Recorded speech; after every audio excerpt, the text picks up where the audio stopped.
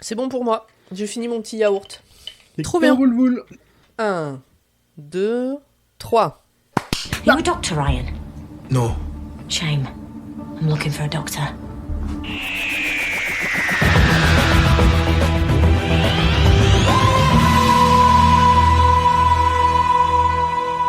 Bonsoir et bienvenue dans Dr. Watt, le podcast qui vous parlera de Ted Lasso, mais jamais, au grand jamais, du docteur. Je vois Pomme qui fait une drôle de tête, Mary qui a pas la ref, et Zu, il est en train de danser. Donc... Non, On mais est moi bon. je pense qu'on aurait peut-être dû communiquer sur le fait que maintenant, un vendredi sur deux, on parle d'une autre série. C'est vrai. Ça, Et on a oublié de le faire, et c'est dommage. On est obligé d'augmenter un peu la durée de vie parce qu'on se rapproche de la fin, hein, on rattrape l'existant et... Et après, on écrira nous-mêmes nos épisodes, au lieu de faire des résumés. C'est la partie What de Docteur What. Parfait, Docteur, j'ai hâte d'y what être.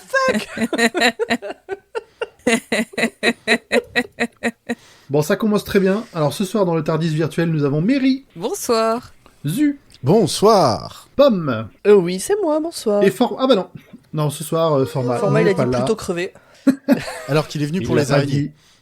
Ouais, il est venu pour les araignées, il a suivi les araignées. Et ben, je crois que c'était trop. Il a besoin d'un épisode pour décompresser, pour revenir un peu. Il sera là la prochaine fois. Donc on lui fait des gros Normalement, bisous. oui. Et puis, Oui, oui. on lui fait des gros bisous. Alors, de quoi qu'on va parler ce soir? De Docteur Who, parce que c'était une blague. On va pas parler de Ted Lasso. C'est Pomme, c'est à Wouh, toi. wouh, wouh. Ben Ah, oui. eh bien aujourd'hui nous allons parler de The Tsuranga Conundrum, le casse-tête de Tsuranga, qui est donc sorti. Conundrum, ça veut dire casse-tête en anglais. Globalement, oui. Ouais, voilà. Énigme, casse-tête. Ok. Date de sortie le 4 novembre 2018 en Angleterre et le 20 janvier 2019 en France. Il est réalisé par Jennifer Perrott. Il est scénarisé par Chris Chibnall et le docteur est Jodie Whittaker. Et ses compagnons sont Mandy Gill dans le rôle de Yaz, Bradley Walsh dans le rôle de Graham et Tosin Cole dans le rôle de Ryan. Et dans les acteurs notables éventuellement, nous avons Grand Poil, He's here, he's there, he's every fucking where. Rocket, Rocket. Brett Goldstein. Super. je sais pas c'est qui. Donc regardez Ted Lasso. Ouais, je sais, mais Zu, il a dit les pires trucs pour essayer de me convaincre et du coup je veux pas. Les pires trucs. Non mais Ouais, je sais pas. Il a dit Oh, Ted Lasso, c'est trop bien, ça fait C'est- pleurer. Ah, je comprends. Après, il a Ouais, dit ça, mais en ça bien. fait bien, mais en bien. Je suis d'accord. Hein. C'est pas parce qu'il y a des trucs tristes. Donc Ouais, vraiment, oui, mais regardez même- Ted Lasso. Moi, tu me dis ça fait pleurer, même si c'est pas pour des trucs tristes, j'y vais pas. Non, Ça, ça c'est te comme si redonne- tu non, disais, c'est même pas ça. C'est comme si tu disais à Zu, il y a des araignées, même si c'est en bien, bah il y va pas. Moi, j'ai pas pleuré, mais ça redonne foi en l'humanité assez régulière. et tu Bon, vois, peut-être regarde, un jour. t'as lu Un gentleman à Moscou. Tu Oui. peux regarder Ted Lasso. Parce que ça fait pleurer un gentleman avant ce coup. De ouf. Ah, ouais, bah je vais pas pleurer devant Ted Lasso. Alors. Non, Donc, ça tu peux va regarder en donc, fait. tu peux C'est regarder qu'une Ted question Lasso. de sensibilité alors. J'ai revu la saison 1 il y a pas longtemps, mais vraiment une fontaine. Ok. Voilà. De quoi ça parle C'est l'épisode 5. Alors, je sais pas si c'est spécifique à l'épisode 5. En tout cas, c'est le traditionnel épisode huis clos dans un vaisseau spatial. Voilà. A priori, tout le monde va mourir. C'est ce à quoi on s'attend dans ce genre d'épisode. Mais sera-ce le cas? Oh. Et il y a un petit machin qui bouffe tout. Et c'est là qu'on apprend que les garçons naissent dans les garçons et les filles naissent dans les filles. Vous comprendrez Sinon, c'est peut-être plus dégueulasse. tard ce qui se passe. Voilà. Est-ce que c'était un bon résumé? C'était un très bon résumé, un très bon synopsis. Oh, c'était Fort quasiment un bon énigmatique. résumé. Hein, Et donc, qu'avez-vous pensé de cet épisode? Et on va commencer par Zu. Bah écoutez, non mais j'en avais aucun souvenir. Le monstre de la semaine est relativement bien fait, mais j'ai pas l'impression qu'il ait assez marqué les esprits pour qu'on les revoie. Ouais, c'est dommage. Voilà, mais sinon c'est quand même écrit avec le cul. Et j'ai hâte de regarder un autre épisode pour oublier celui-ci. Pour me souvenir par carrément. contre, pardon, j'ai hâte de regarder un autre épisode pour regarder du Doctor Who que j'aime. D'accord. Ok, très bien. Ah bah, dans ce cas-là, je vais enchaîner avec Perry. Moi, j'ai bien aimé. Contrairement aux 2 épisodes précédents qui m'avaient laissé un peu en demi-teinte, celui-là, je l'ai beaucoup plus apprécié. Certes, c'est pas l'épisode du siècle, mais je trouve qu'il remplit bien sa fonction. Il a été très divertissant, il apporte des réflexions intéressantes. Bref, je suis ressortie de mon visionnage en me disant qu'il m'avait apporté un petit truc. Voilà. Ok. Pomme. Alors, moi, je l'ai regardé hier soir et je suis rentrée un peu tard du boulot et j'étais crevée à cause de ce putain de changement d'heure. Rendez-nous notre heure perdue, là, s'il vous plaît. Aïe, aïe. Et du coup, franchement, je me suis posée dans le canapé en me disant, mais en fait, là, regarder un épisode de Doctor Who, c'est trop bien. C'est vraiment l'ambiance. La soirée crevée, machin, tu te poses et tu regardes.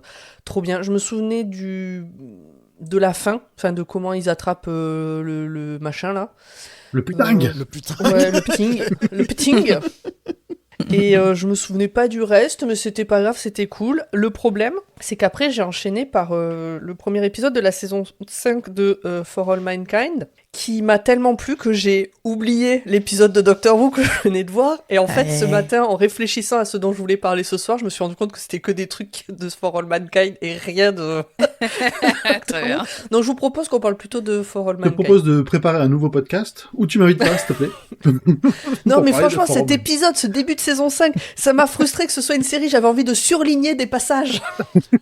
Je me disais bien que cette intro et cette anecdote partaient vers j'en ai aucun souvenir. Oui, Non, j'en ai pas. Non, c'est pas j'allais le vrai. dire aussi. J'en ai pas aucun souvenir. C'est juste que, en fait, j'ai fini l'épisode en me disant, ouais, franchement, c'était cool. Et l'épisode de l'autre série que j'ai vu après était tellement bien que Ouais. ça a un peu écrasé celui-là. Du coup, je me souviens tout à fait de ce qui se passe. Mais après, il m'a pas laissé un truc, bon, bah, ok, vu. Tu vois, c'était pas nul, c'était pas le truc le meilleur du monde. Il y avait des trucs sympas, un peu marrants. Cette histoire de bébé, notamment, voilà. Mais sinon. Ah, si! C'est moins percutant. on va Oh dire. bah non, mais je le garde pour après, vu que j'ai rien noté dans les points en plus. Je vais le noter tout de suite. Bah, voilà, j'allais le dire. Note-le tout de suite, s'il te plaît. Voilà. Et toi, Grand Poil? Eh ben, comme Mary, c'était un épisode divertissant, c'était cool, c'était un peu plus léger, c'était un peu mieux fait. Écrit avec le cul, j'aurais peut-être pas été aussi vache que Zu.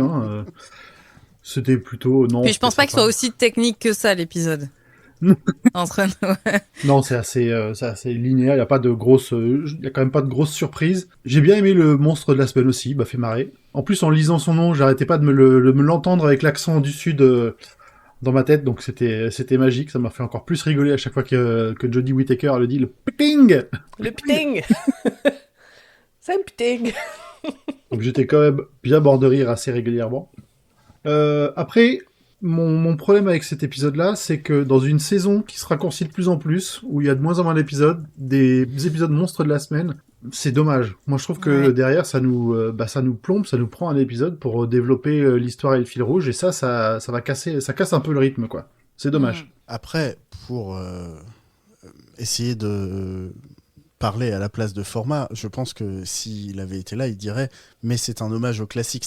Car toute cette... non mais en vrai, premier degré, toute cette saison est un hommage à Doctor Who Classics pour essayer de revenir à ces sources-là avec que des épisodes entre guillemets one-shot.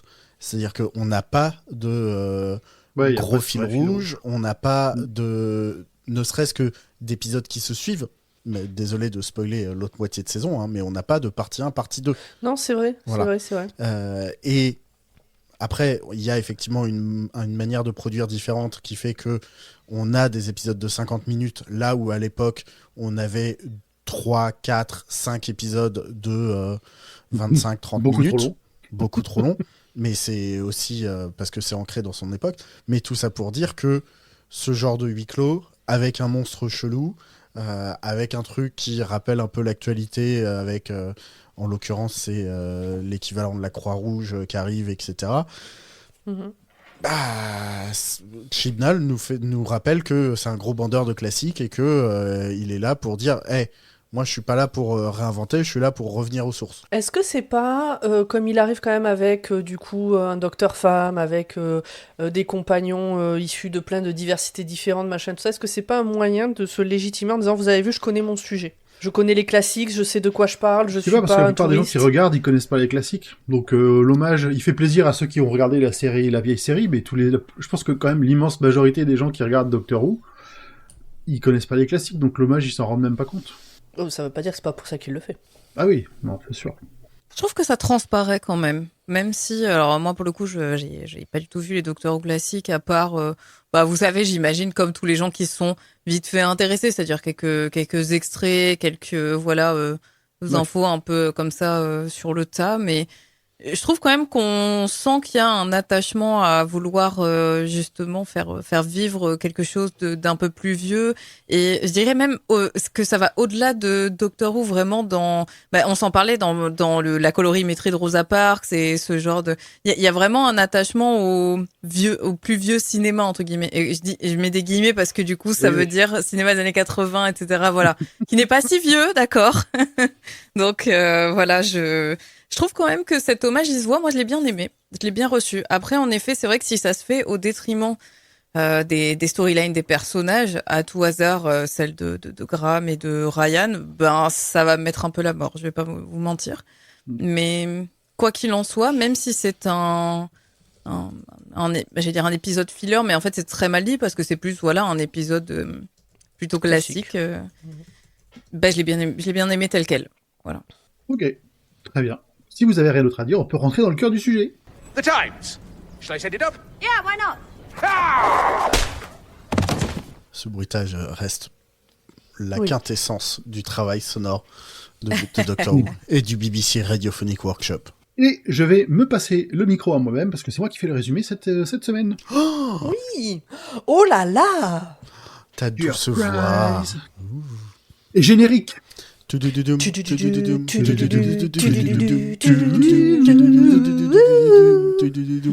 Wouh. Mary, elle fait pas le générique, on la voit.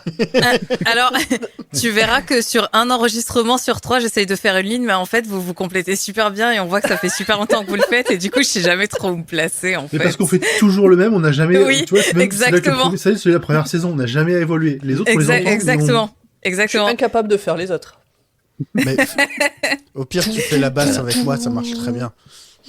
Ouais, non, mais vous verrez, des fois, voilà. Franchement, Moi, je vais faut l'un y aller l'autre. à l'instinct. Faut pas se dire que tu t'intègres pas. Tu rentres dedans, tu vas voir, ça va s'intégrer.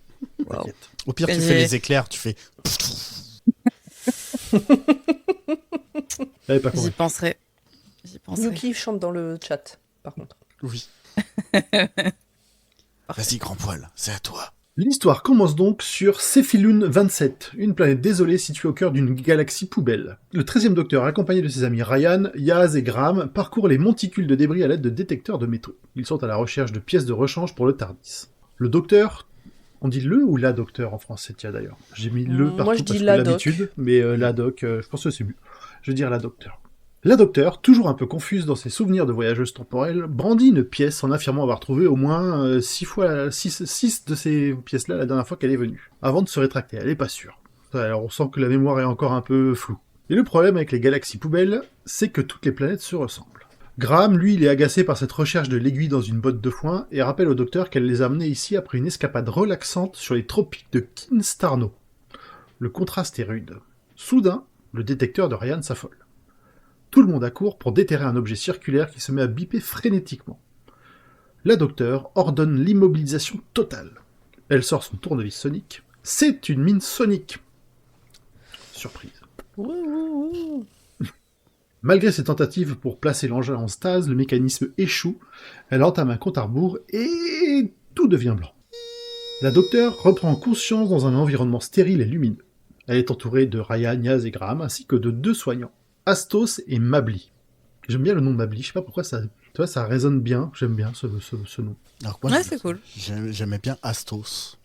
Astos, fait un c'est peu bizarre, les- ça fait Astos, Porstos et Paramis. Voilà, c'est ça, c'est exactement ça.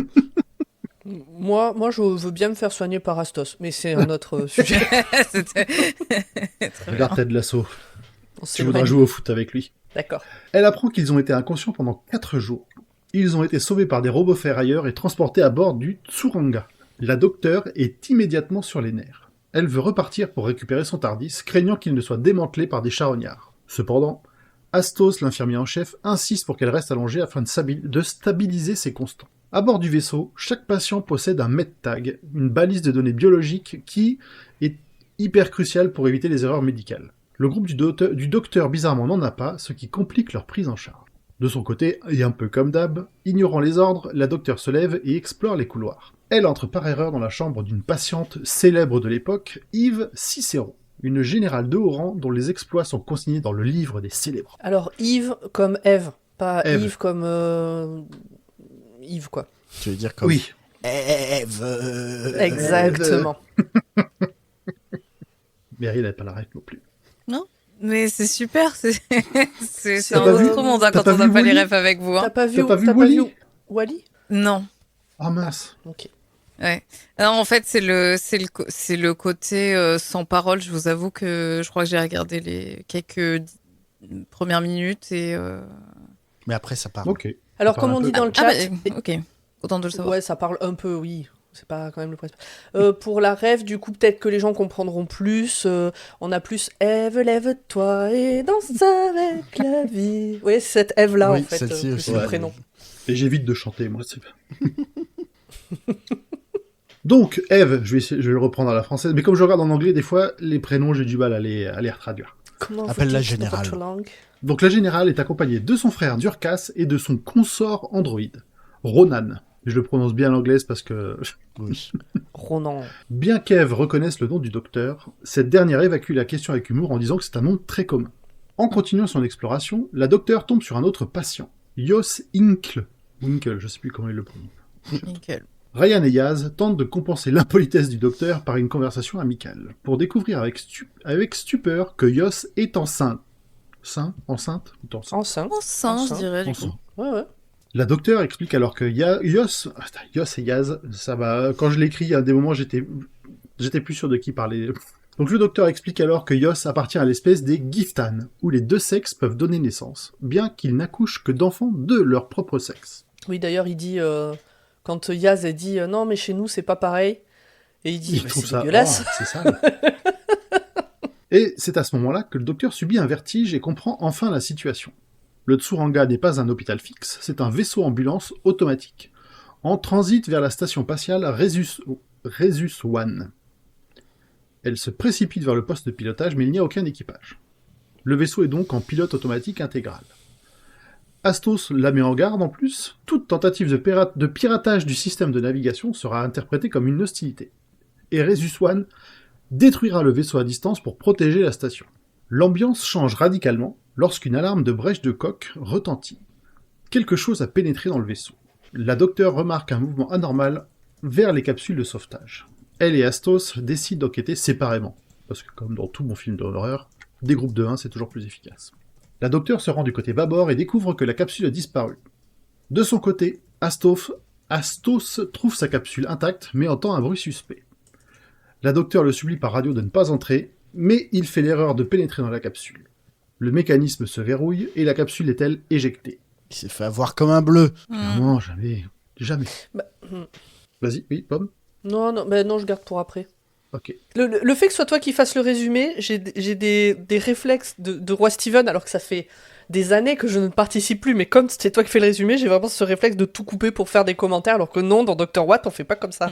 Bah, il faut le faire un petit peu, faut pas que je sois juste en monologue. Oui, un petit peu, mais pas trop. Si tu savais le nombre de fois où je t'aurais coupé depuis le début, je me suis retenue. Les réflexes. En raison des dommages causés par l'intrus, la capsule devient instable. Dans un dernier message courageux adressé à la jeune Mably, Astos fait ses adieux avant que la capsule n'explose dans le vide spatial. Ouf, Roy Kent. La docteure se précipite sur les lieux et tombe nez à nez avec la créature. Le pitang. C'est une petite bête d'apparence presque mignonne, mais aux yeux féroces. Elle dévore littéralement les parois du vaisseau. Lorsque la docteure tente de l'analyser avec son tournevis sonique, le pitang lui arrache l'outil des mains. Le croque en absorbe l'énergie, puis le recrache totalement vidé de sa puissance. C'est genre mon neveu de 5 ans, mais juste avant l'heure du goûter. Ouais, mais t'as quand même l'impression qu'il a tapé dans les bonbons, parce qu'il est un peu fébrile. Oui, c'est ça. Oui, bon. Parce qu'avant le goûter, il y a les bonbons pour patienter. Non, pas faire ça. Ah bon ? Le groupe se réunit pour faire le point. Grâce aux lentilles de contact enregistreuses de Mably, ils identifient la créature dans la base de données. Le pitang est une entité quasi indestructible qui ne mange que de la matière inorganique, donc métaux, circuits, énergie, et qui pourtant est toxique au toucher. Il ne cherche pas à tuer les passagers par méchanceté, mais il détruira le vaisseau simplement en se nourrissant. En plus du pitang, deux crises éclatent en parallèle. D'un côté, nous avons Eve qui a un secret. Durkas confie à Graham qu'il soupçonne sa sœur de cacher une maladie grave, et il s'avère qu'elle souffre du cœur de pilote. Une espèce de condition fatale pour laquelle elle doit prendre régulièrement des bloqueurs d'adrénaline en secret. Dans les sous-titres, c'est traduit par pilocardite. Oh la vache, ils se sont fait chier. Oh, mais ça fait plus nom de maladie. Ah bah oui, tu vois. En anglais, ils disent Pilot's Heart, je crois, directement. Belle trad, en tout cas. Ouais. Pilocardite, oui, ils ont fait l'effort. En même temps, Yos entre en plein travail. Graham et Ryan, malgré leur malaise initial, sont réquisitionnés par Mably pour l'aider à accoucher. Ah, vous êtes des hommes, quoi. Ils font la doula. Ouais, c'est ça. C'est vraiment un terme que j'ai jamais entendu ailleurs que chez les Anglais, ça. C'est vrai? Ah ben moi je connais des doulas. J'en connais une en tout cas. Ok.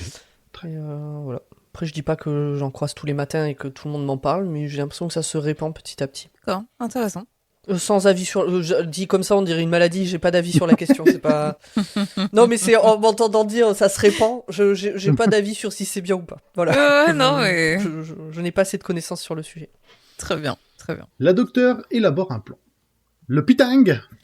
Je vais arrêter de faire ça. Ça te fait rire à chaque fois. Non, mais n'arrête surtout pas, en fait. Ah, je mais continue. oui, continue enfin.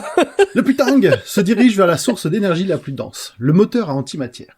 Yaz et Ronan sont chargés de protéger le moteur. Yaz parvient à immobiliser momentanément la créature dans une couverture isolante, après que l'androïde l'ait tourné. La situation empire quand le docteur réalise que le Rhesus One a activé à distance une bombe interne au moteur pour détruire le vaisseau, craignant que l'infection ne se propage.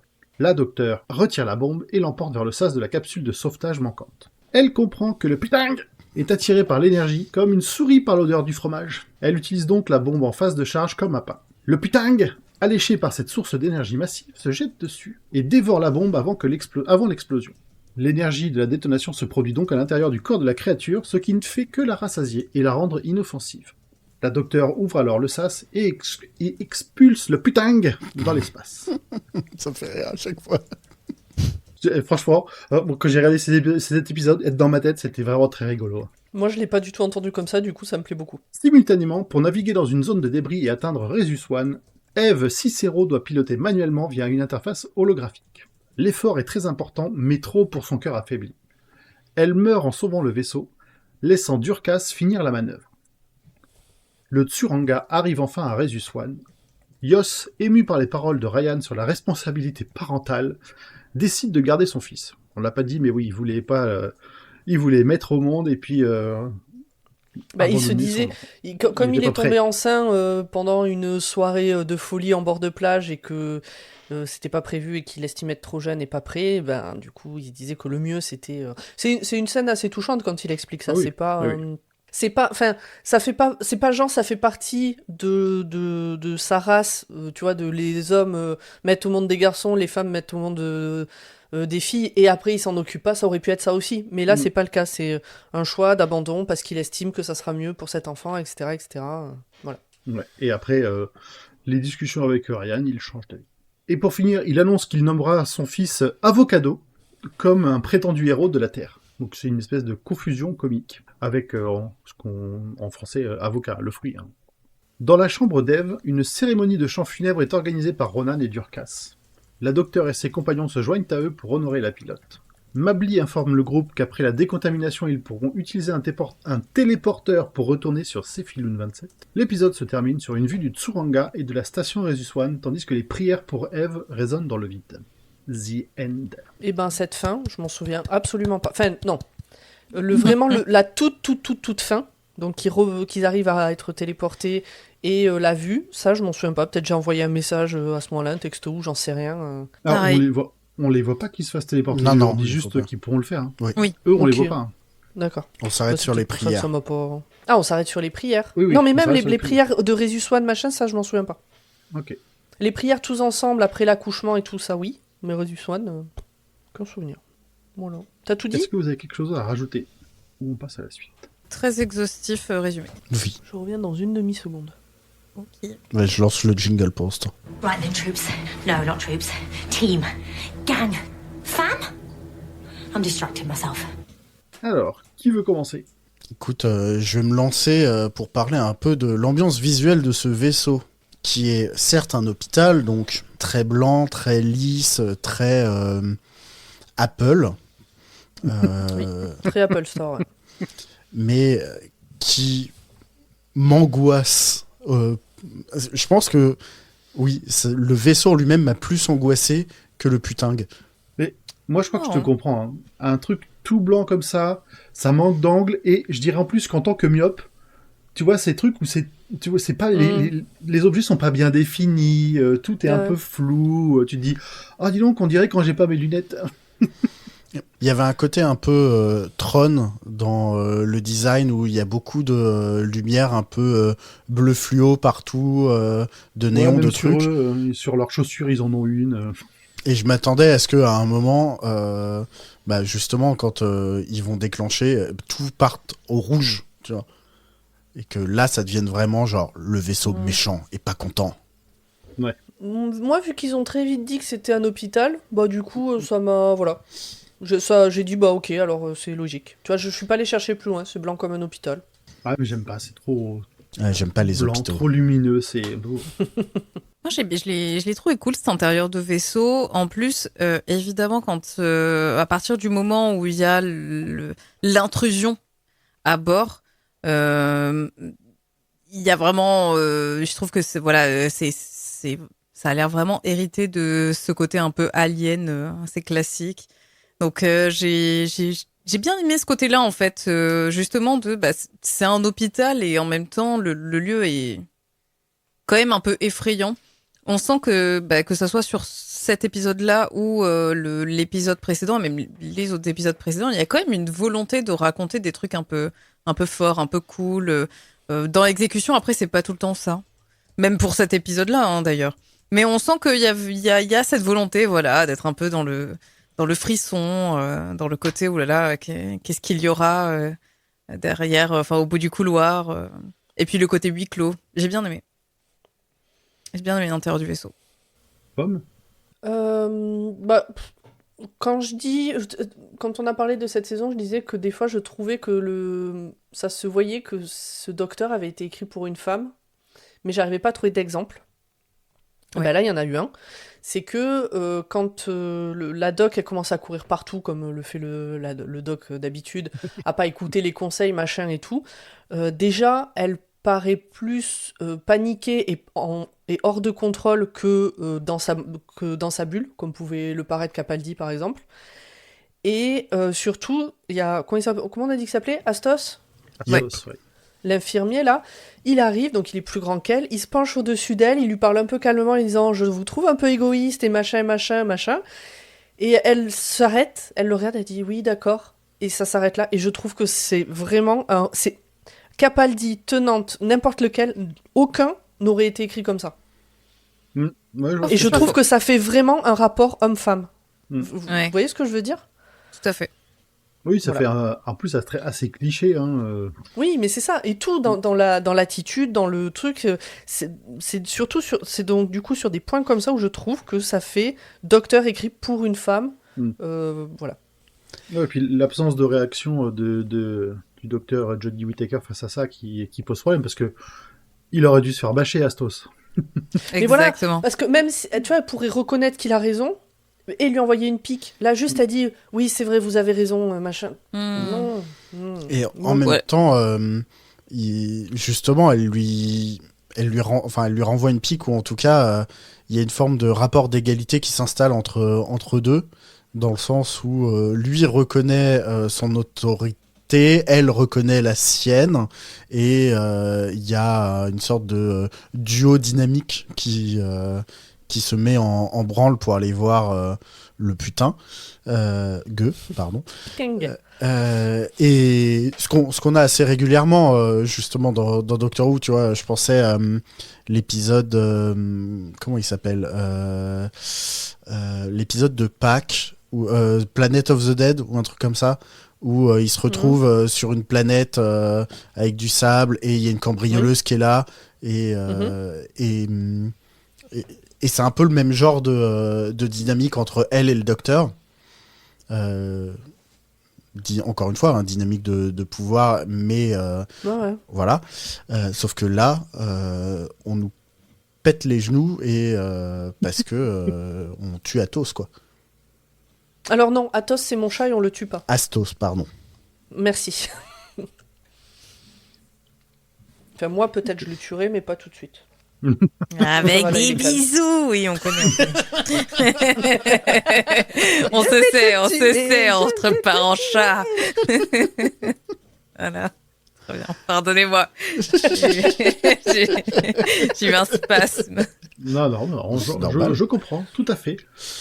Moi, de mon côté, Astos qui meurt aussi vite, j'étais pas prêt. Hein. Je pensais pas qu'il allait se débarrasser. Après, il était pas encore aussi connu à l'époque, mais j'étais quand même surpris de le voir disparaître aussi vite. Mais en même temps, c'est un sacrifice qui a vraiment un sens, parce que derrière, encore un peu peut-être légèrement patriarcal, en mode Mably, aie confiance en toi, t'as les épaules pour faire ça, j'ai confiance, tu vas te débrouiller toute seule, ça va bien se passer, quoi. Mais au moins, Mably, quelque part, on la sentait dans le début de l'épisode qu'elle avait pas cette confiance en elle. Il la pousse, il se fait pousser, elle l'a poussé dans le bon sens et elle a lui faire croire en ses capacités. Là, ça m'a moins dérangé parce que, enfin, comme tu dis, le côté patriarcal, parce que dès le départ, Mably, j'avais l'impression que c'était une stagiaire, donc du coup, c'était cohérent que. Ou une nouvelle en tout cas, donc ça c'était cohérent. Par contre, le fait que lui il meurt, à un moment donné, il dit à la doc, vous inquiétez pas, je vais vous ramener sur Resus One. À ce moment-là, j'ai su qu'il allait mourir. Et c'est allé hyper rapide. Par contre, c'était vraiment effectivement bizarre parce que j'avais l'impression qu'il allait être beaucoup plus investi, ce personnage, avant de mourir. Je pensais le voir mourir en finale. Ouais. Genre que c'est lui qui sauve le vaisseau, par exemple. Mais tu vois, encore une fois, c'est vraiment tout ce que je reproche aux épisodes et à la manière dont ils sont construits jusqu'à maintenant. Si tu fais le compte, ça donc Mably, Astos, Eve Cicero, son androïde, son frère, Yos, et les 3 compagnons, et le docteur. On est sur 9 personnages. 9 personnages qui se partagent du coup 50 minutes de temps d'écran. Ouais. Je pense il faut élaguer en fait. Il y a trop de personnages secondaires. Tu peux pas avoir une multitude de compagnons et avoir une multitude de personnages secondaires parce que je trouve que ça rend le récit un peu brouillon. Et c'est un peu comment on appelle ça, la remarque que j'avais fait par rapport à l'épisode précédent avec les araignées qui tombait un peu dans ce même écueil en fait, d'une multiplication des personnages secondaires et au final on sait plus trop où donner de la tête. Alors que si on avait un petit peu élagué ces personnages, chacun aurait eu un peu plus de lumière, on aurait pu en effet peut-être apprendre à connaître un peu plus l'infirmier ou quoi, qui meurt ou passer pas, plus de temps voilà. avec, Exactement. Et tu mets exactement le doigt sur pourquoi est-ce que j'aime la série audio Midnight Burger. Ça faisait longtemps. Bah oui, mais j'ai écouté 2 épisodes ce week-end, donc là j'ai eu ma dose, donc il fallait que je le place. Non, alors donc Midnight Burger, pour les gens qui n'ont pas entendu les épisodes où j'en parle, c'est une fiction sonore où on suit les aventures d'un équipage qui voyage dans l'espace et dans le temps à travers un diner américain qui Excellent. voyage de manière totalement aléatoire toutes les 24 heures à une nouvelle endroit dans l'univers et je dirais même plus dans le multivers. Il y a 5 personnes dans ce diner. Ils ont tous des amis, de la famille. Il y a, je pense, une trentaine de personnages secondaires. Il y a 2 séries dérivées. Et pourquoi est-ce qu'on arrive à s'y attacher ? Parce que déjà, à chaque épisode, c'est les mêmes personnages, c'est le même équipage qui revient, c'est des épisodes d'1h30. Et je suis d'accord avec ce que tu dis, c'est que là, il y en a trop. Et que, quitte à avoir autant de personnages, il aurait fallu les avoir sur 2 épisodes ou sur 3 épisodes ou les faire voyager un peu. Sauf que c'est pas dans l'ADN de Doctor Who de garder des personnages sur le temps long. Même quand ils introduisent des grands méchants, comme ça a pu être le cas au tout début de la saison, et au final, c'est pour même ne serait-ce que la grand-mère de Ryan, tu vois, qui aurait été un super personnage à ne pas tuer. Et non, il faut élaguer, et le seul moyen qu'ils ont trouvé d'élaguer, c'est de buter plein de gens sans raison. Et puis le problème, c'est que j'ai l'impression que les personnes qui sont à l'écriture, du coup, je ne sais pas quelle est la part dans les dialogues de Christine Hall, du reste des gens avec qui il a collaboré sur les épisodes, mais en fait, il y a cette maladie de vouloir nommer tout le monde, de vouloir un peu caractériser tout le monde. Dans l'épisode sur les araignées, pour revenir brièvement sur celui-là, même la jeune fille qu'on voit au début et qu'on voit une deuxième fois, genre littéralement en tout et pour tout, je crois qu'elle a 40 secondes de temps d'écran, elle a un nom. Elle a un prénom, elle est nommée et tout. Alors Frankie, je crois qu'elle s'appelle. Alors qu'en vérité, on s'en fiche. Elle pouvait ne pas avoir de nom, c'était tout aussi bien. Et ouais, c'est vrai que là, ça obstrue un peu le. C'est pas que ça l'obstrue en fait, c'est juste que ça l'étoffe pour rien quoi. Voilà, ça étoffe un peu le récit pour rien, cette multitude de personnages. Même si ça rend un peu dans les faits le vaisseau vivant, je suis tout à fait d'accord. Mais Ouais, c'est trop. Il n'y a pas assez de temps de présence de chacun. Ou alors il aurait fallu les laisser ensemble plus souvent et pas séparer à ce point-là les aventures, quoi. Parce que dans l'épisode Midnight, il y a beaucoup de personnages aussi. Je crois que dans ce vaisseau, ils sont quoi ? Ils sont 6. Ils ont toutes et tous un nom. Plus. Des caractéristiques. Il se passe beaucoup de choses. Et en 50 minutes, on sait. Voilà. On sait qui est qui va réagir comment, etc. Après, il y a aussi une différence, c'est que là, on a 3 compagnons, alors que dans Midnight, le docteur est tout seul. Oui. Et oui. Ouais, puis on a une vraie unité de lieu. Enfin, c'est vraiment un huis clos, un espace très, très clos. Donc ils sont tous toujours à l'écran quasiment. Ouais. Ah, c'est pas facile. Les petits chats, Pomme. J'essaye de ne pas me laisser distraire, mais qu'est-ce qu'ils sont mignons. Moi aussi, j'essaie de pas me laisser distraire et c'est pas simple. C'est pas simple, on est d'accord.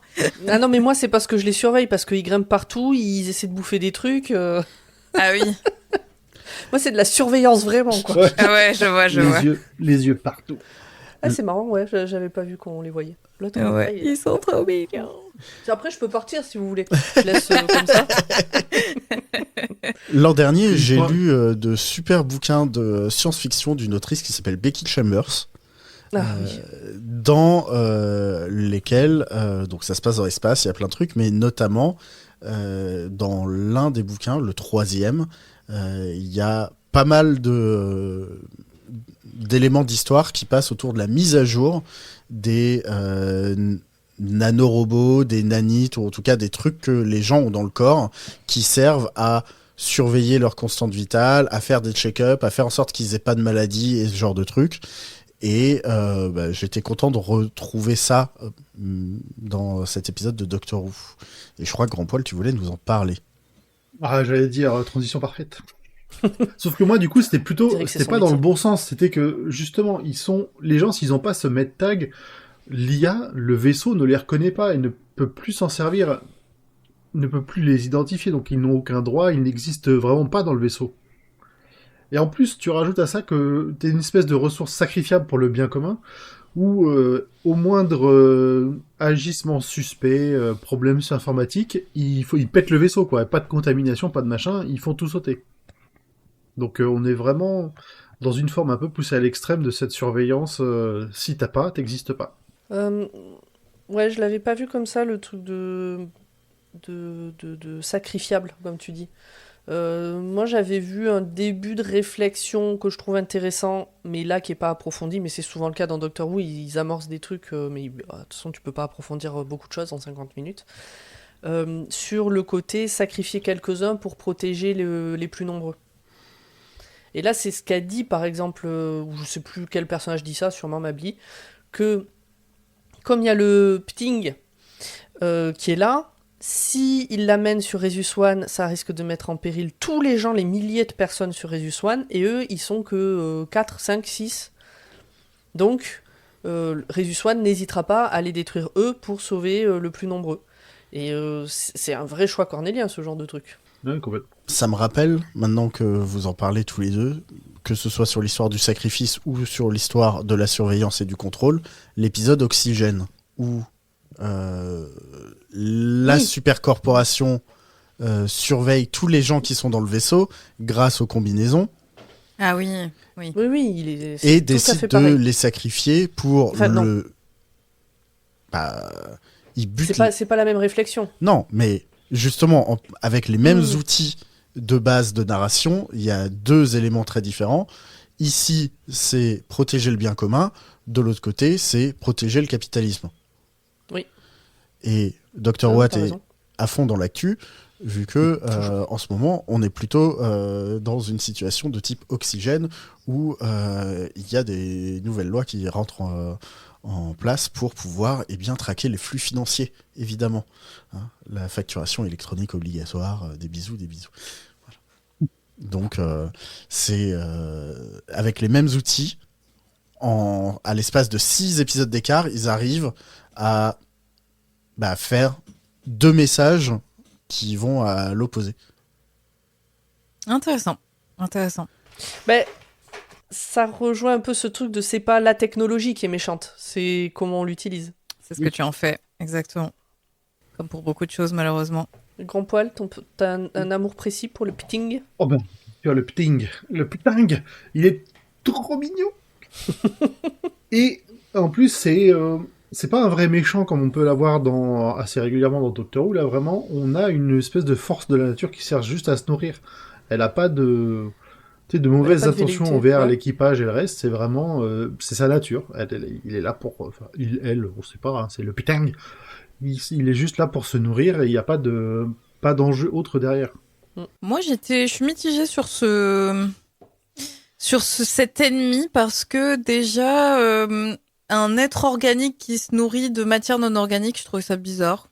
Mais bon, après, c'est des considérations biologiques un peu, voilà. Et à côté de ça, ça m'a rappelé dans Stargate SG1, pour les personnes qui ont pu peut-être voir Stargate SG1 à l'époque, ils avaient un ennemi qui s'appelait les réplicateurs. Oui. Et en fait, les réplicateurs, ça ressemblait à des grosses araignées en mécano, là. Et les réplicateurs étaient archi flippants parce qu'en fait, manger, justement absorber comme ça de la matière non organique leur permettait, et surtout technologique, leur permettait de s'améliorer. Et en plus, il y avait un espèce de hive mind. Donc voilà, ils étaient hyper flippants parce qu'en fait, à partir du moment où tu sais que ton vaisseau, il est abordé par des réplicateurs, c'est fini en fait. Tu ne peux pas prendre le risque de le ramener sur Terre. Enfin, il y avait une vraie menace en fait vis-à-vis de ça. Et là, j'ai trouvé ça dommage que il n'y ait pas une insistance là-dessus sur. En fait, tant qu'il est là, ça devient archi dangereux et au final, bon voilà. J'allais dire c'est pas si grave parce que à la fin, bon, il lui a fait. C'est comme un maxi bip de lait. Elle lui a vraiment fait le truc qui le met bien, on le voit partir dans l'espace absolument repu, ce petit ting. Donc, il y a un côté un peu dédramatisant qui est mignon, mais je me dis, ils auraient pu peut-être un peu pousser un petit peu ça plus va un peu là. dans le sens de l'épisode. Hein. Un petit ro radioactif à la fin, et puis c'était fini, quoi. Ouais, voilà. Non, je comprends. Et puis, la différence avec SG1, c'est aussi que les réplicateurs, ils sont pas personnifiés quelque part. C'est vraiment juste des machines qui avancent et qui se soucient de rien, donc elles ont qu'un seul but dans la vie. Le Pitang aussi, mais lui, ils lui ont fait un petit corps tout rondouillet, tout mignon, des gros yeux qui font un peu flipper et des dents. C'est un petit bébé dodu un peu. Hein. Ouais, c'est ça. Donc clairement, depuis le début, il est pas là pour représenter une menace qui fait peur. Il est là pour être un prétexte à faire avancer et à donner un peu d'urgence dans l'intrigue pour pas que le vaisseau se fasse démonter en entier. Ouais. Mais c'est pas lui la menace, c'est le fait qu'il abîme le vaisseau. Hein. Oui, tout à fait. J'ai trouvé aussi que Ryan était particulièrement touchant pendant la scène d'accouchement de Yos. On a l'impression qu'il essayait de commencer à se réconcilier avec une figure paternelle, à essayer de trouver une manière en tout cas si Yos voulait garder son bébé, de l'orienter dans le bon sens en lui disant si ça va bien se passer, il faut être là pour lui. Enfin, c'était touchant. Tu sentais qu'il lui aussi il essayait de dealer un peu avec ses traumas dans cette séquence là. J'ai trouvé touchant que à un moment donné, Ryan, alors je vous dis ça de mémoire, donc mais il me semble que c'est ça. Ryan justement dit quelque chose. En fait, il a cette réalisation de. Mais moi, en fait, dans ma vie, biologiquement, je pourrais pas le faire. Et qui se faisait un peu la voix justement des gens qui doivent faire un deuil de ça. C'est un truc hyper important dans une vie. Ça peut être une vraie problématique et j'ai trouvé que c'était abordé de manière élégante et plus frontale que je m'y attendrais par rapport à la manière dont les sujets sont abordés jusque-là. Et donc, j'étais plutôt touchée par l'histoire de ce Yos. Je sais plus comment ils appellent la péridurale, le burst bud, ou je sais plus comment ils l'appellent. Oui, Ça m'a c'est- juste fait rire. J'avoue. Le caisson de naissance en français, en sous-titre français. D'accord, Voilà, c'est très bien. vraiment le Burst Bud, t'as vraiment l'impression plus que c'est presque un jouet. Enfin, la façon de l'appeler, t'as l'impression vraiment qu'il a besoin d'avoir un jouet avec lui pour accoucher. Alors c'est marrant, moi pendant tout le truc, comme je ne me souvenais pas de comment il allait accoucher, d'ailleurs je me suis demandé si on allait le voir ou si juste à un moment donné ça allait faire un cut, partir sur autre chose et on revient et le bébé est né, tu vois, genre on sait pas, on ne résout pas ce truc-là.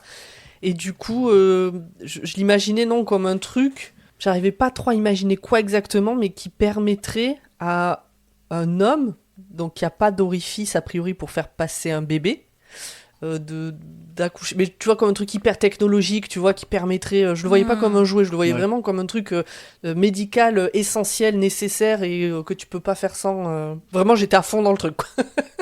Ouais, non, j'ai trouvé pour le coup que c'était bien Oui. amené parce que bah, ça restait une histoire qui est pas l'histoire principale, mais elle prenait assez de temps pour qu'on puisse voilà un petit peu itérer sur le sujet, un petit peu développer, qu'il puisse y avoir 2-3 interactions que j'ai trouvé cool et sympathiques à regarder, voilà. Et notamment, bah, comme on se le disait, ça renforce aussi un petit peu l'équipe que commence à former Ryan avec Graham. Et comme vous le savez maintenant, je regarde à 99% cette saison pour voir ce lien se tisser. Voilà, c'est... C'est mignon. Oui. Et puis pour une fois, on n'a pas que des morts dans un huis clos, dans un vaisseau. Il y a peu de morts au final, par rapport à d'autres épisodes, et il y a une naissance. Ouais. Par contre, donc le prénom, là, Avocado Pire, j'ai pas compris s'il y avait un jeu de mots. Genre, est-ce que ça fait référence à une personne avec un nom approchant et j'ai pas compris de qui il s'agissait. Non, je pense pas. Ça me dit rien du tout. Et Pour moi, après, c'est il y a juste une Graham blague qui... hein, entre le fait que c'est un nom, enfin c'est le nom d'un héros terrien. En fait, ils ont juste rien compris parce que c'est une autre culture, probablement des années très très loin dans le futur. Parce que Je du l'ai coup, vu ça veut comme dire ça aussi. avocat poire. Ouais. Pour Sachant moi, en que fait, le docteur dit qu'il ne faut pas manger de poire. Toujours se méfier des poires. c'est vrai. Et en fait, par contre, Ryan ou Graham dit non, mais ça existe pas, machin. Enfin, j'avais envie de dire, t'en sais rien. On est tellement loin dans le futur que peut-être qu'il y aura vraiment un héros qui s'appellera Avocado Pire un jour. On sait pas. Exactement. Disons que, au lieu de que, tu vois, à la limite que Graham dise mais non, il existe pas, bon, ça me choque pas, mais qu'il y ait eu personne pour dire, enfin, tu vois, peut-être que si, peut-être qu'on le connaît pas encore. Ou alors, Ou mais on se la met doc- vraiment à donner ce ou genre la de doc prénom qui dans le pa- qui- futur.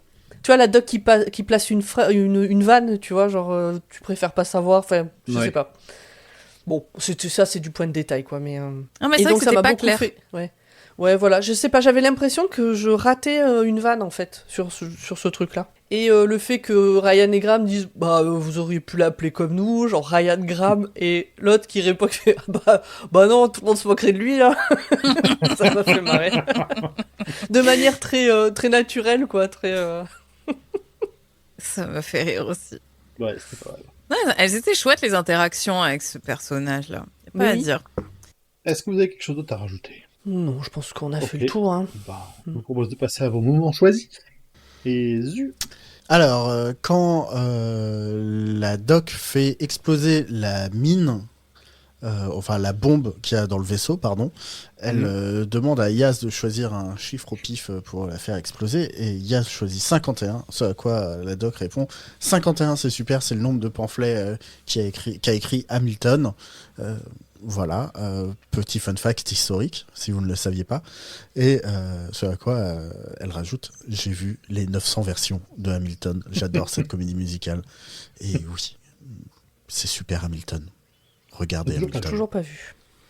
C'est partie des trucs qui sont dans le backlog, mais qui remontent jamais assez haut pour l'instant. Mais ouais, j'aime bien les comédies musicales, donc faut que je la vois. C'est bon, genre. faut se trouver 3 heures pour mater ça sur Disney+, quoi, mais c'est Et vraiment voilà. bien. C'est peut-être ça qui fait que pour l'instant, c'est pas encore vu. Non, Et- je pourrais faire. J'ai bien passé 4 heures à regarder Feldup parler de Five Nights at Freddy's. Je peux bien trouver 3 heures pour regarder Hamilton. Oui, je l'ai fait aussi, mais c'est Ouais. pas pareil. Je sais pas si je l'ai fait en une fois d'ailleurs, je crois pas. Je crois qu'on Non, a- je l'ai pas fait en une fois par contre. Non, je l'ai pas pu quand même. Ça vous dit beaucoup. Moi de mon côté, Grand c'est problème. une petite séquence qui m'a fait marrer. C'est le doc qui explique un de ses plans, et en face d'elle, t'as l'androïde qui regarde, je crois que c'est Yaz, et qui lui dit est-ce que toi aussi t'as un problème de déficience de la compréhension? Parce que vraiment, même un androïde, il est perdu face à ce que dit en train de dire le docteur, la docteur à ce moment-là. Putain, on en a quasiment pas parlé de l'Android. Il sert à rien. Il Bref. sert pas à grand-chose. Hein. Vraiment. Tu vois, élagué. Ouais. Ouais. Pomme. Ouais, moi j'ai beaucoup aimé la manière dont Graham et Ryan évoquent la grand-mère au moment justement de l'accouchement, où ils se disent ah, elle aurait aimé être là, tu t'imagines elle aurait dit quoi, et puis ils sourient, ils partagent en fait un souvenir joyeux d'elle, et bah, c'est normal dans les étapes du deuil, et c'est chouette. J'ai trouvé Ça peut m'avoir ça. Ça peut m'avoir ce genre de dialogue-là. Ben non, mais c'est très quotidien, enfin c'est très parlant quoi pour toute personne qui a déjà perdu quelqu'un. Il y a toujours, après la phase de sidération machin et tout, où tu commences à reparler des choses joyeuses que tu as vécues avec cette personne et avec les autres personnes autour de toi, etc. Et voilà, et c'est cool. C'est des Tout chouettes à moments. fait. Absolument. Et toi, Et Mary? toi, Mary? Moi, j'ai bien aimé le moment où la pilote prend le contrôle direct du vaisseau. Je sais pas si on l'a abordé ou pas, mais enfin voilà, il y a une espèce d'interface qui sort du sol et en fait, elle vient s'y connecter directement. C'est super SF comme Oui. ouais, comme image, et du coup j'ai trouvé ça super chouette, voilà. Et il y avait un petit peu de caractère en fait, et c'est toute l'ambivalence je trouve pour l'instant de ce que nous propose Chris Chibnall, c'est que il y a des choses qui ont énormément de caractère qui côtoient des trucs super, on s'en fiche en fait, et c'est vrai, vraiment c'est vraiment toute l'ambivalence je trouve de ce qui nous est proposé là, et alors ça me déchire le cœur à un point vous imaginez même pas, parce que j'aimerais pouvoir repasser derrière, dire non, ça on s'en fiche, ça on coupe, ça on insiste, ça c'est bien, ça Chris Chibnall, voilà. Mais je peux pas, c'est fini, ils sont déjà sortis les épisodes. Oui. Bah, peut-être qu'après les précédents showrunners, il a peut-être eu moins de pression, ou en tout cas moins de révision de ce qu'il faisait, de son travail, où lui-même n'a pas proposé un peu plus de peer review pour essayer d'élaguer ses scénars, quoi. Parce que toutes les remarques qu'on fait là, on a sur une saison qui fait que 5 épisodes pour l'instant. Je pense qu'on en a quasiment pas fait autant sur les épisodes de toutes les saisons précédentes. Enfin, il y a vraiment rarement eu ce genre de confusion avant. C'est vrai que je regarde un peu de Il y a eu des mauvais Torchwood. épisodes, il y a eu des problèmes comme ça, mais il y a ces remarques-là Ça fait beaucoup en peu d'épisodes. Ouais. Et puis, enfin, tu vois, tout à l'heure, on parlait de l'épisode avec la planète dans le sable, là, dont j'oublie le nom encore une fois. On parlait de la cambrioleuse. Oui. Il y a une demi-douzaine de personnes dans ce bus. Bon, c'est c'est personnage qui sert à rien. 1, 2, 3, 4, 5, 6. On connaît pas les noms vaguement. Ils sont là pour creuser pendant que le doc fait des trucs intéressants et puis basta, quoi. Donc effectivement, beaucoup de personnages qui servent à rien, il y en avait, mais on perdait pas tant dessus comme là, quoi. Non mais ce serait intéressant de voir. Moi en tout cas, je connais très mal le travail de Chris Chibnall derrière la caméra. À part ce que je vois là de Doctor Who, donc ce serait intéressant de creuser un peu ce qu'il a fait avant, après, pour voir un peu quel est son style en fait. Voilà. T'as pas vu Torchwood? J'ai pas vu Alors, Torchwood justement. Alors, Ouais. Torchwood, tu repères assez vite les épisodes de Chris Chibnall parce qu'ils sont pas très fins non plus. Hein. Ah ok bon. T'as pas vu la Cyberwoman en bikini? Ah, la Non. Superwoman en bikini en ferraille. Ah super, j'ai hâte. Le dragon sur vingt. Même la première fois que tu le vois quand t'es un peu... C'était il y a longtemps quand même. Tu te dis, mais pourquoi? Ça n'a aucun sens. La saison 1 a très mal vieilli sur ses thèmes et sur la manière dont ils sont abordés. Ah ouais ok. Faut le savoir, Ouais, quoi. C'est La Ce sera moitié d'autant de- plus la- intéressant de regarder alors. C'est ça, la moitié de l'équipe de personnages est problématique. Voire les trois quarts. Alors que Voir au moment toute où ils ont l'équipe, en été écrits, ils étaient pas présentés comme étant problématiques. Ouais, Ils le sont d'accord. devenus avec l'évolution des mœurs et des façons de penser. Ah ouais d'accord. Bah, Enfin, en vrai, intéressant. ils l'étaient, mais ben, bon, t'as compris, quoi. Ouais je vois tout à fait. Bon, peut s'il plus faut rien se dire, de fader toute façon. la saison 1 pas ouf, la saison 2 un peu mieux pour atterrir aux saisons 3 et 4 qui sont, La 3 en particulier. la 3 en Ouais, particulier, vraiment, vraiment excellente. Il faut y aller. C'est dûment noté. Alors, ben j'ai fini. Zut. I'm the one in charge here. What are you gonna do? Call it into my station. What are you gonna tell them? The facts. Et c'est le moment des détails que vous avez probablement loupé si c'est la première fois que vous voyez l'épisode, mais pas nous. Lorsque la doc dit la même chose que la générale, Genre, c'est le moment où tout le monde est en train de faire le plan, etc. Et là, bam, en même temps, elles disent il faut connecter le vaisseau à... Bon, bref, je ne sais plus, mais c'est un Chips. truc. Elle dit, alors, je sais pas si elle dit chips en VF, mais en anglais, elle dit Je sais pas. snap. Et c'est une vieille habitude que les docteurs ont, vu que ça a déjà été fait avec le 2e et le 6e docteur dans l'épisode The Two Doctors. Ça a été fait dans l'épisode Time Crash, où il y a le 4e et le 10e docteur. Et dans l'épisode Twice Upon a Time, avec le 1er et le 12e docteur. Et on parlait de Avocado Pire, le fameux héros de l'humanité des temps anciens. Il est possible que les recueils d'histoires soient un peu mélangés. On l'a déjà vu dans Voyage of the Damned, l'épisode avec le Titanic, où on nous expliquait que Noël, cette fête de barbares, où tout le monde, ces cannibales, vont manger les gens de Turquie. Ah oui, c'est vrai. Je vous ai fait du franglais pour la traduction, mais c'était un truc comme ça. Et donc il y a cet historien qui est arrivé là par hasard, qui est en fait un peu un passager clandestin et qui connaît rien et qui invente tout. Et en vrai, c'est un peu ça là aussi, quoi. Voilà. Il y a une ressemblance, effectivement. Et j'avais rien d'autre à dire. Donc, Très bien. Eh ben écoute, merci Zu. un plaisir. Et ben maintenant, il ne nous reste plus qu'à nous dire au revoir. On se retrouvera dans 15 jours. Mais avant, si vous voulez en discuter avec nous, n'hésitez pas à venir faire un tour sur le Discord de Podcut. Si vous voulez aider un peu le label, vous pouvez donner des sous au Patreon, patreon.com/podcut. Et nous retrouver sur tous les réseaux sociaux, sur Dr. Wattpod, sur Blue Sky et Instagram. Le reste, des fois on y est, mais maintenant on fait plus que ces deux-là. Et il y a Miyuki dans le chat qui dit qu'elle aimerait bien qu'il y ait plus de monde dans le chat pendant les enregistrements. Donc elle dit « Venez sur le chat !» On a 10 personnes, dont C'est seulement 4 membres de l'équipe. 10 000, pardon, 10 000. 10 000 Oh, pardon, 10 000. personnes, oui, 10 000 personnes. Tu confonds à chaque fois, toujours t'oublies. Ah mais c'est parce que c'était pas l'heure. Très bien. On se fait des bisous, Allez, on se dit des à bisous. dans 15 jours. Des bisous tout le monde. Et Ciao. allez voir For All Mankind. Prenez soin de vous, Bisous. salut. May the saints of all the stars and constellations bring you hope As they guide you out of the dark and into the light. on this voyage and the next, And all the journeys still to come.